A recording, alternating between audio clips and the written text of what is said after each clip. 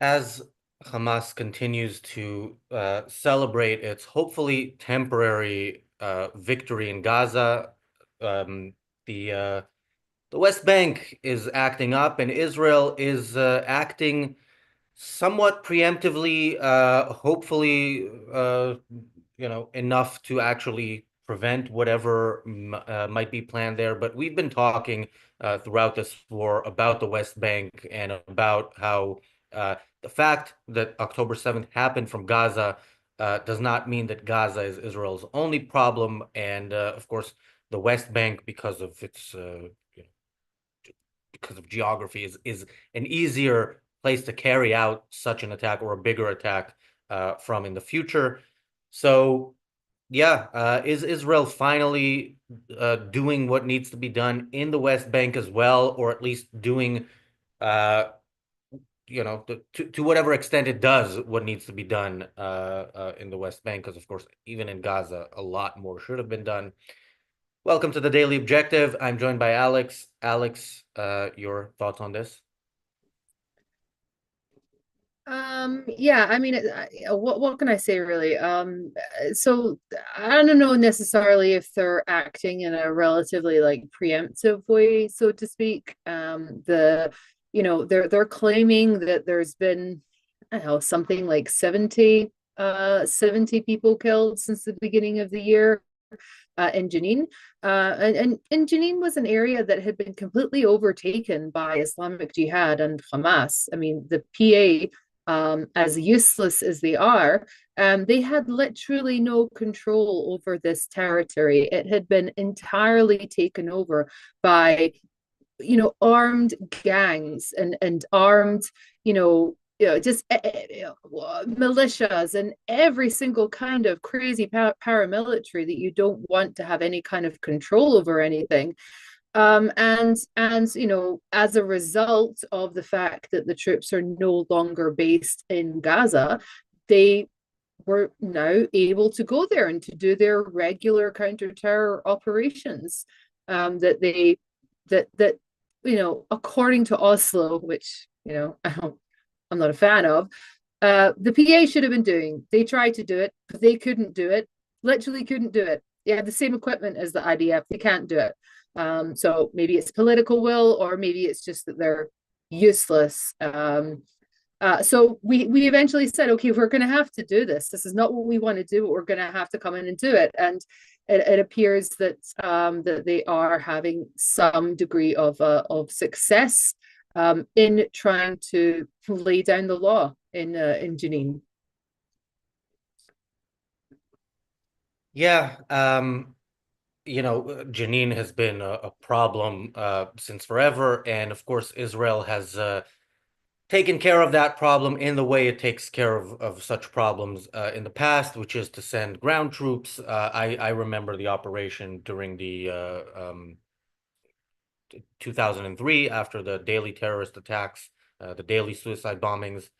And I also remember that in the context of that was when I first noticed just how uh, happy Western media is to sell whatever bullshit the Palestinians want them to sell. Because back then, we've talked about the so-called El Ali hospital bombings where 500 bombing where 500 people supposedly died, which turned out to be an Islamic Jihad misfire rocket that killed maybe a few dozen people. But in Jenin, we also heard that 500 people died, and I remember that number at the time when I saw about this hospital bombing. That was the first thing I thought. We heard that 500 people had died in Jenin in 2003. Israel It was a didn't. thousand. It was a Yeah, at some thousand, point maybe a the number million. I yeah, the number I remember is 500, but I'm sure it rises, with complete with no connection to anything that actually happens in reality. And uh yeah, it turned out after all was said and done and after the media had reported it and complained about not being able to report from, a very active war zone that it was 52 people died in Jenin, mostly terrorists, which is an incredible accomplishment considering terrorists hide behind civilians, and 23 IDF soldiers. So a very Israeli operation in that it didn't fully accomplish the goal of making sure terrorism will never come out of that place. And Israeli soldiers sacrificed their life for the enemy. And again, Jenin is what Gaza quickly became, which is it bounced back. It is the terrorists are out of wherever they're hiding as soon as the IDF leaves, and yeah, this is unfortunately this type of operation temporarily improves things, but doesn't change them in the long run. Yeah, and I think also that their claims were even more audacious back then because if you remember the circumstances that were surrounding this event in Jenin, back in 2003, it was the IDF soldiers has gone into a booby-trapped house, and that house had then apparently exploded and killed the occupants, okay, and including the IDF soldiers, and I think that they had said that they had said something like just whatever hundreds of people had died and it was an indiscriminate aerial bombardment, and the whole thing was just complete horseshit basically. And it was even so it was we didn't allow the media to go in, right? It's kind of because we said, listen, you guys can't go in, it's like we don't want you to get shot, all right? So they were just able to get their message out. And then when eventually the media was back in, then they were like, okay, where are these, where are these dead people? And that's when they kind of had to say, yeah, we just don't really have them to hand. They're over there. It was like it was just totally pathetic. And but yeah, that's what they do. That's what they do. But uh, Jenin has been Jenin has been, I think, the most dangerous place in the Middle East over the past couple of years. And it was actually Benny Gantz who had this phenomenal idea in 2021. Yeah, let's actually just retreat from this area and let's just, we won't have a strong IDF presence in this particular area. And people were like, yeah, let's not do that. And since then, we had to keep on going back in and in and in. We shouldn't have to do counterterrorism operations here. This is ridiculous. We should not have to do counterterrorism operations in these areas.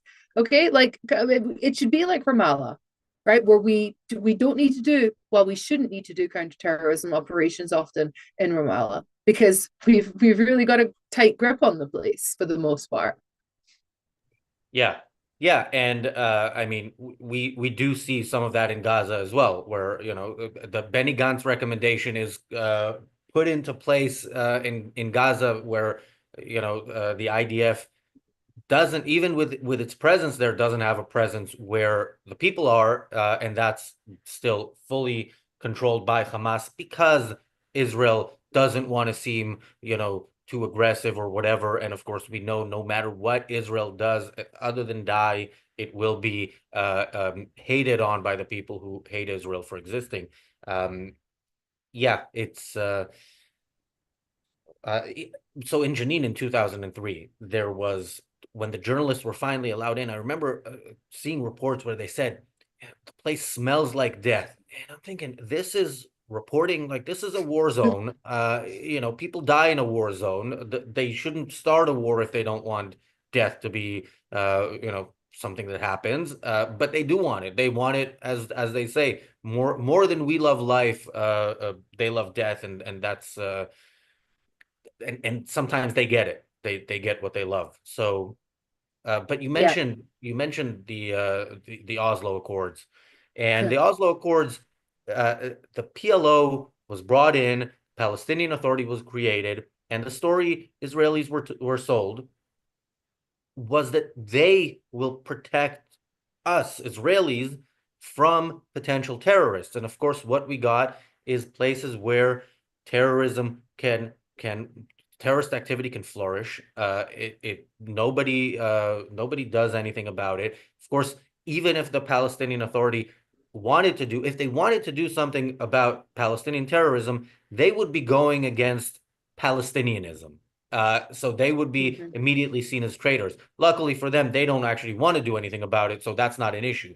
But if uh, and that goes to Israel's ongoing delusion and insistence on this delusion, even after October 7th, that maybe some of the Palestinians are innocent or the people are just being oppressed and this is not what they want.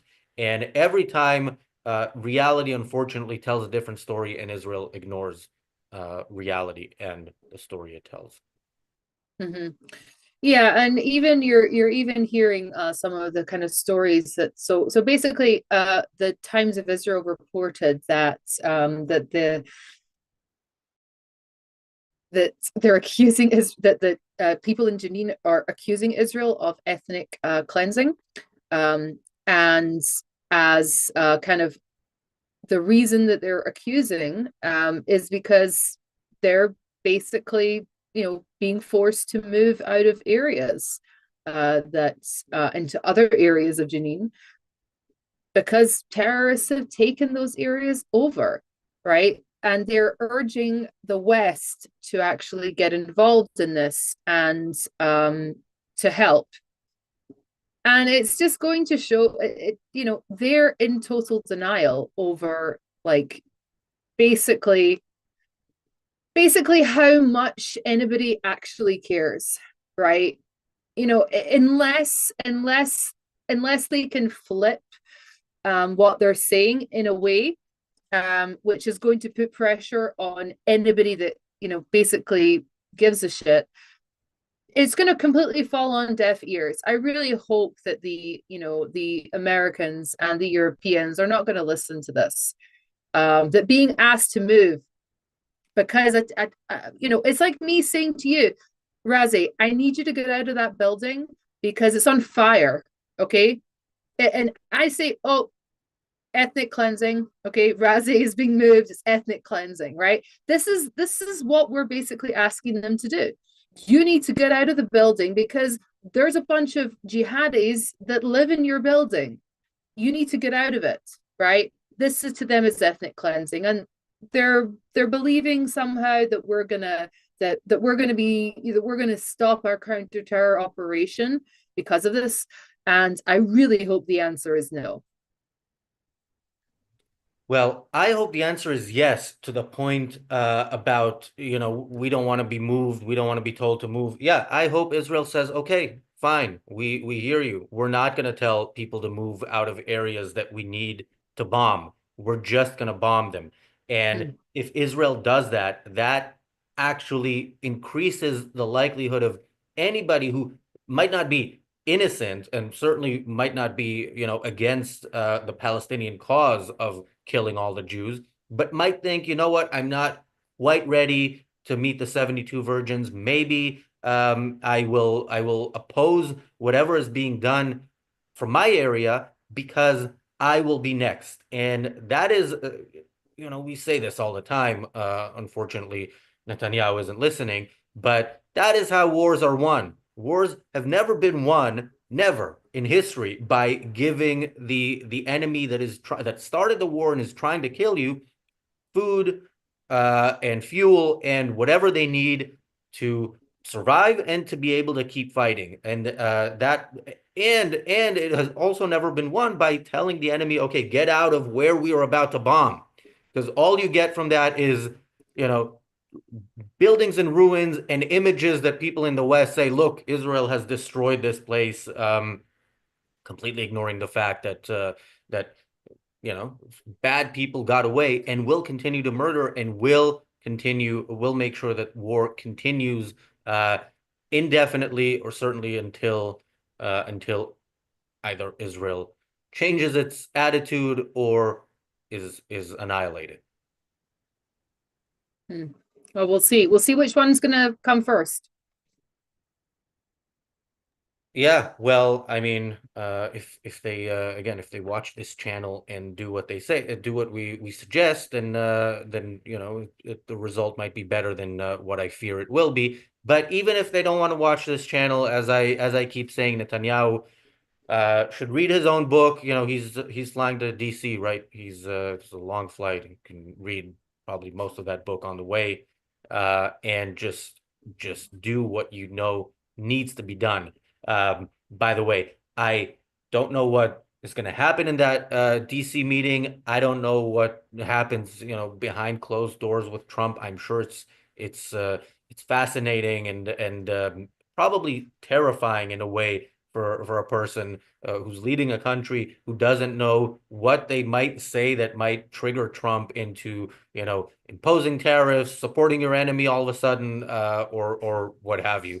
Uh, Netanyahu is kind of a master manipulator in his own right. So let's hope he gets away with that. But it saddens me that this is even where we are and what we have to think about. Like, how do these two horrible people, uh, you know, what are they going to decide in that room that and how many lives is it going to cost is basically the question.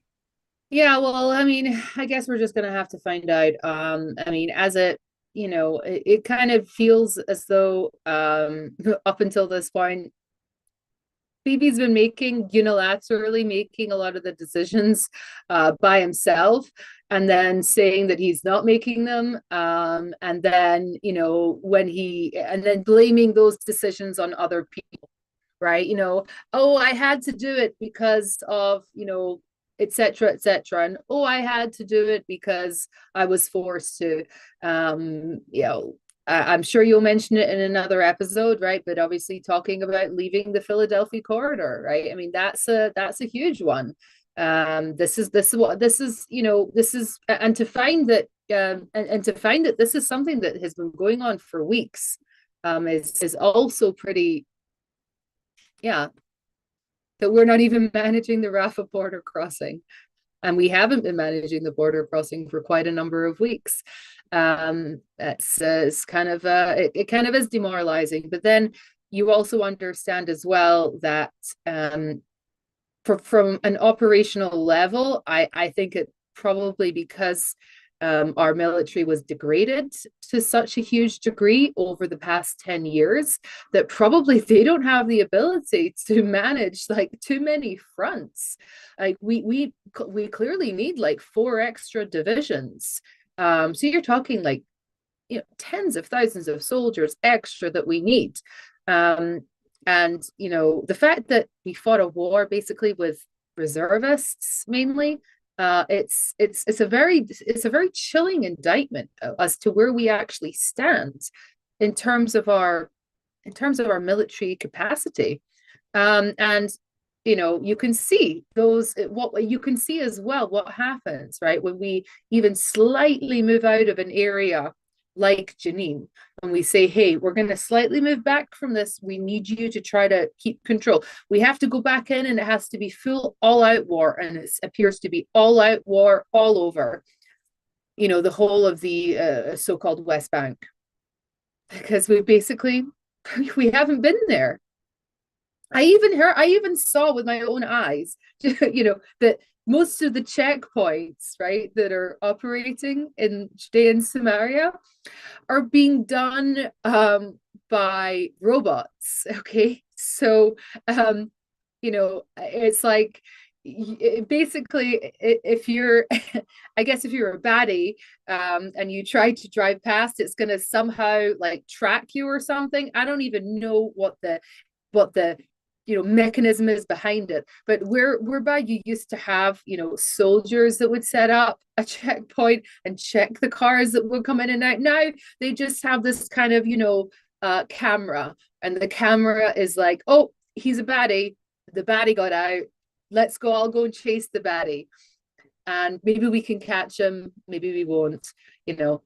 I was like, this is the strategy, this is the IDF's grand strategy.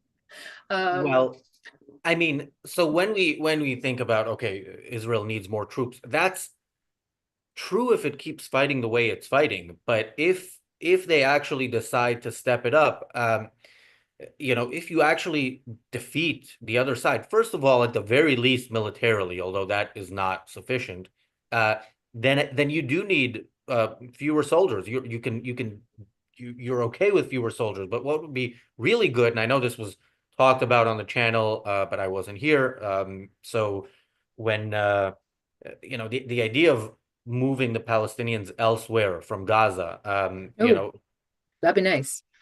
what? Oh, that'd be nice. That would be great. But there are a few.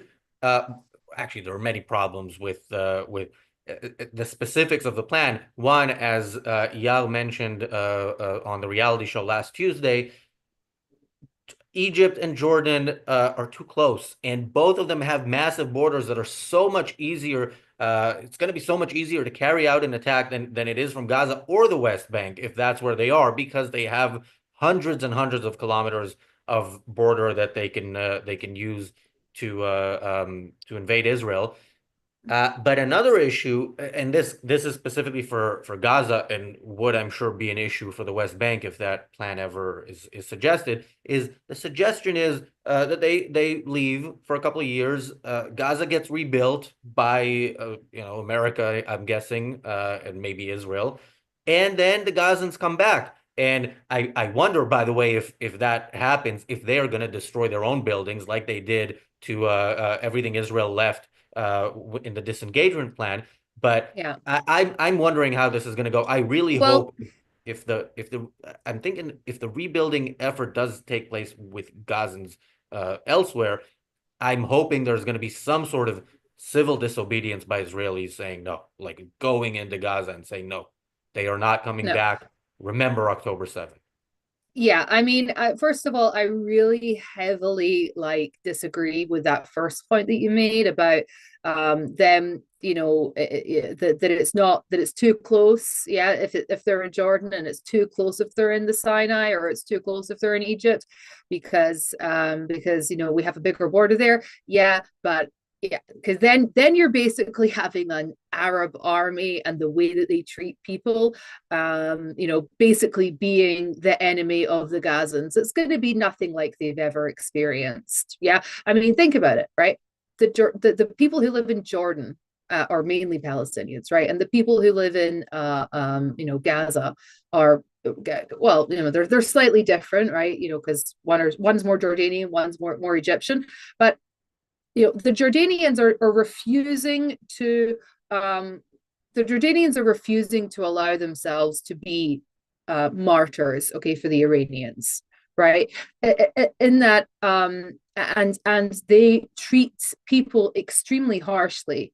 Our border with Jordan has been, pretty good over the past. I'd say that the Jordanian army has kind of proven itself in many ways to us, and it's not perfect, okay, but I think that they understand, the regime understands that they do not want to have an armed resistance threatening the regime, right? So that regime is really going to be pretty harsh on any kind of Palestinian uprising. Okay, they expelled the Hamas leadership. They refused to let them back in, even though they technically have Jordanian passports, a lot of them.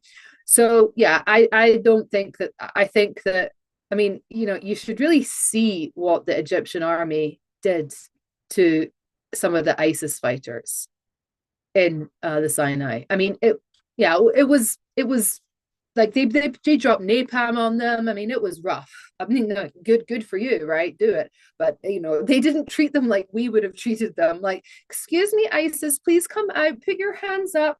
Do you want a biscuit? Do you want a Coca-Cola? How has your day been? you know, they I mean, I hope you're right, and even that I say kind of with I'm the hope is that these horrible dictatorships continue to be horrible dictatorships, at least when it comes to how they treat the Palestinians.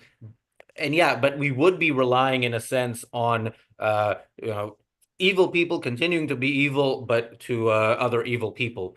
Uh, but yeah, I think if the agreement of them accepting the Palestinians comes with a clear statement by Israel, any attacks from your land on Israel are considered an act of war by your country, Mhm. and Israel shows that it means it. then maybe there is some hope. And yeah, of course, sending them to Jordan and Egypt, with all my concerns about that, is of course better than letting them stay in Gaza or the West Bank, and that needs to be a point that people remember, and that is acted upon before the big attack comes from the West Bank, not after, and not, Israel doesn't need to wait for this moment that they can tell the world, look, we're just defending itself. We know that people don't care about that. The people were anti-Israel or anti-Israel for existing, not for defending itself. Uh, so yeah, anyway, thank you, Bonnie, for the super chat. Bonnie says, Israel has been doing this wrong for 76 years. What hope is there to end terrorism? There is none, as long as Israel continues the way it's going. There's some hope to mitigate it. I think it's been mitigated a little bit, temporarily. Not as their operation is not as robust as it was. But yeah, there is no long-term hope unless Israel really changes how it does things. Thank you, Ginger, for the super chat. Parting thoughts, Alex? Yeah, it's very exciting to see that we're being accused of ethnic cleansing, which is good because if we're being accused of that, it means we're really getting something done there. So yeah, I can't wait to hear more reports of ethnic cleansing. I await it. Well, I can guarantee you more such accusations are coming. Thanks, Great. Alex. Thanks, everybody, for watching. The reality show starts in a couple of minutes. We will be talking about some of what the hostages are speaking out about how they were treated. So we're going to talk about that. I hope you join us for that. See you in a couple of minutes.